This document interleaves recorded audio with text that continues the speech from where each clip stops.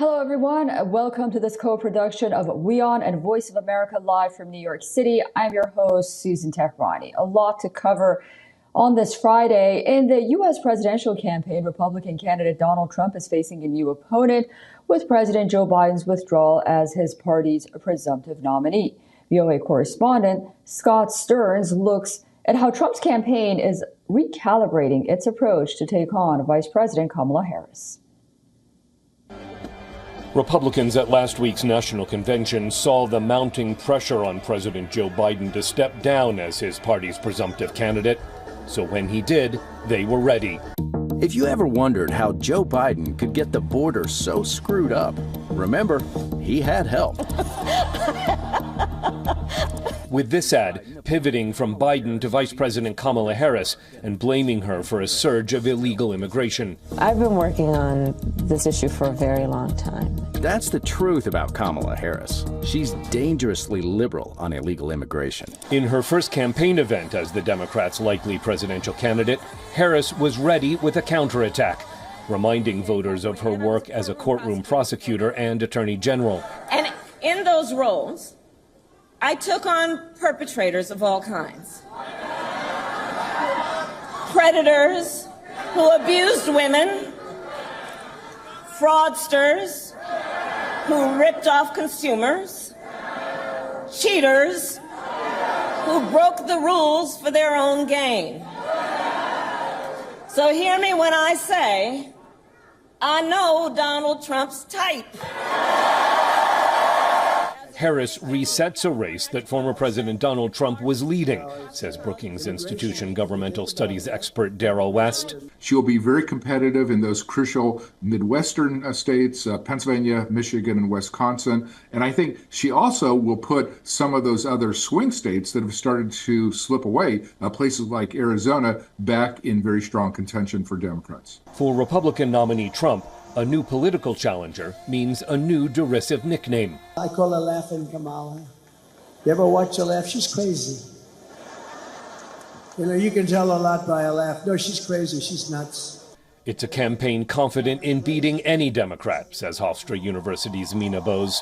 Clearly, former President Trump and his campaign staff thought that President Biden was a beatable candidate. They seem to have the same views of Vice President Harris. The change will mean some adjustments for Republicans, says West. They're just going to have to recast the whole thrust of their campaign, which was saying Joe Biden was too old, he couldn't do the job, his family was corrupt. All that disappears now. But I'm sure they will quickly go on the attack. They will note that she came out of the state of California, which is more liberal than the rest of the country. Trump running mate J.D. Vance has taken up that attack, blaming Vice President Harris for Biden's poor performance. Our country has been saddled for 3.5 years with a president who cannot do the job. And that is all because Kamala Harris and the rest of the Democrats lied about his ability to be our president. Harris says voters have a clear choice between her vision and Trump's. Do we want to live in a country of freedom, compassion, and rule of law, or a country of chaos, fear, and hate? And here's the beauty of this moment. We each have the power to answer that question. The power is with the people. Initial political polling since Biden's withdrawal shows Harris narrowing her party's gap with Trump. Scott Stearns, VOA News.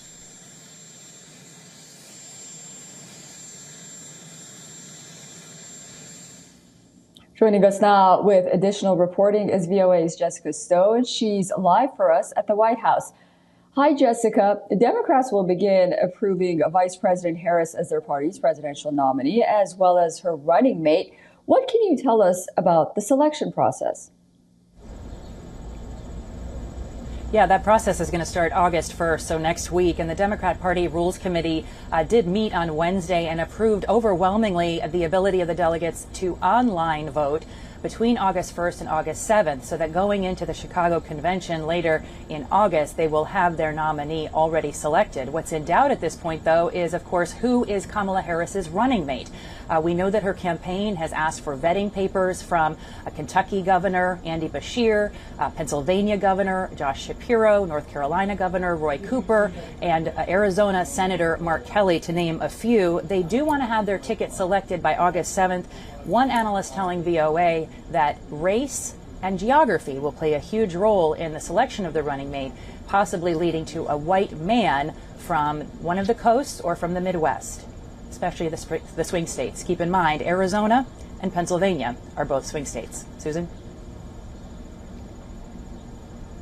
And Biden's exit from the race came after weeks of public criticism about his age.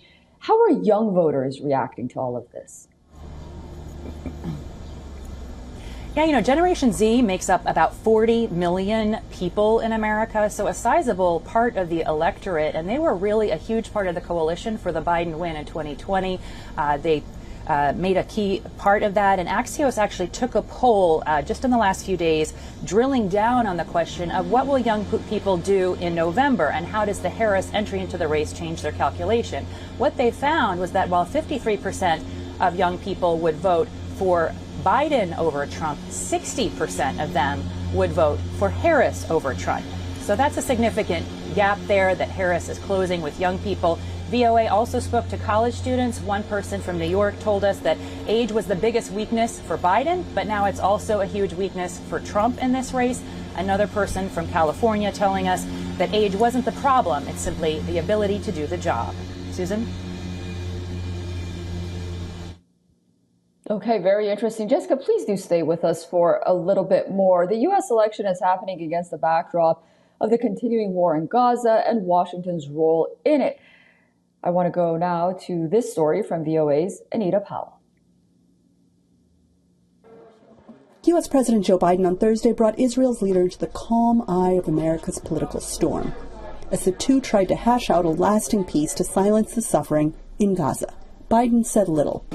Well, welcome back, Mr. Prime Minister. We've got a lot to talk about. I think we should get to it. But Vice President Kamala Harris took a firm tone after her own meeting with Prime Minister Benjamin Netanyahu hours later, centering on the horror experienced by the people of Gaza. She urged Israel to take the deal on the table to end the fighting and free the hostages. I also expressed with the Prime Minister my serious concern about the scale of human suffering in Gaza, including the death of far too many innocent civilians. And I made clear my serious concern about the dire humanitarian situation there, with over 2 million people facing high levels of food insecurity, and 500,000 people facing catastrophic levels of acute food insecurity. What has happened in Gaza over the past 9 months is devastating. Her words were amplified by protesters outside the White House on Thursday, who object to the Israeli military's conduct in Gaza and want Biden to dial back his support. The White House said the meeting with Biden was productive, but didn't cite any breakthroughs. This was a good discussion with the Prime Minister and his team. The President had a chance to lay out his concerns about where we are on the ceasefire deal and getting us to a conclusion on that, as well as to talk about a range of other issues. Iran's destabilizing activities, the tensions at the blue line up with Lebanon, the need for more humanitarian assistance getting to the people of Gaza. There was a lot on the agenda. On Friday, Netanyahu meets with Republican presidential nominee Donald Trump. This trio of talks is obviously a delicate political balancing act for the Israeli leader. But some pro-Israeli analysts argue that Netanyahu's defiance of Washington has garnered results. There's more likelihood of a ceasefire now than there was a couple of months ago before Israel went into Rafah. Vice President Harris told them they shouldn't go in or there'll be consequences. Biden didn't want them to go in. It turned out actually to be a pretty successful mission. They haven't finished Rafah, but they were able to quickly move a lot of the Palestinian civilians into other areas so the Israeli military, could fight Hamas. Netanyahu's detractors, both outside and inside Congress, disagree. And as they like to remind the future president, whoever he or she will be, they have a say too. Anita Powell, VOA News, Washington. Now, President Joe Biden and Vice President Kamala Harris met separately with Israel's leader on Thursday at the White House as a sensitive moment in the Gaza conflict collided with an unprecedented moment in American politics. Jessica is still with us. Jessica, Prime Minister Benjamin Netanyahu also plans to meet on Friday with former President Donald Trump. And it appears that President Biden and Vice President Harris, as I mentioned, met separately with leaders at the White House. Can you tell us about that? And how does the Gaza conflict play into this unprecedented moment with what's happening here in the United States? Well, I think voters are trying to figure out what Harris's foreign policy is going to be on Israel, on Gaza, and we certainly got a peek into that with her statements after the meeting yesterday that you heard in that piece from Anita Powell that she had with Prime Minister Netanyahu. But Washington Post global opinions columnist Josh Rogin put it this way. He said her position so far on Israel is so nuanced it's likely to make everyone mad. And we have seen gestures on both sides. We've seen her articulate an ardent support for Israel's right to self-defense. We've also seen her express sympathy with the college protesters who caused a lot of havoc and brought a lot of attention to the issue around college campuses of the plight of the Gazans and what they're going through. The Wall Street Journal also reports that Harris is very likely to change her national security team if she is elected president. So she would not be keeping the Biden foreign policy team, and that might mean that her national security advisor, whose name is Philip Gordon, it might mean that it's going to go in his direction. His preference is for diplomacy over a military action. And you know, all of this is happening because the reality is that the Democratic Party itself is divided. And we saw that on display this week during Prime Minister Netanyahu's joint address to Congress on Wednesday, when over 70 Democrats did not show up to witness his address, many of them stating that they did not come because they wanted to do so as an act of protest. In March, we also saw the American political opinions changing on this issue. Gallup polling showing a majority of Americans now disapprove of Israeli action in Gaza, with approval ratings dropping from 50% to 36% since November. Susan? And Jessica, polls indicate that Biden was losing Asian American voters. Do you think Harris can close that gap?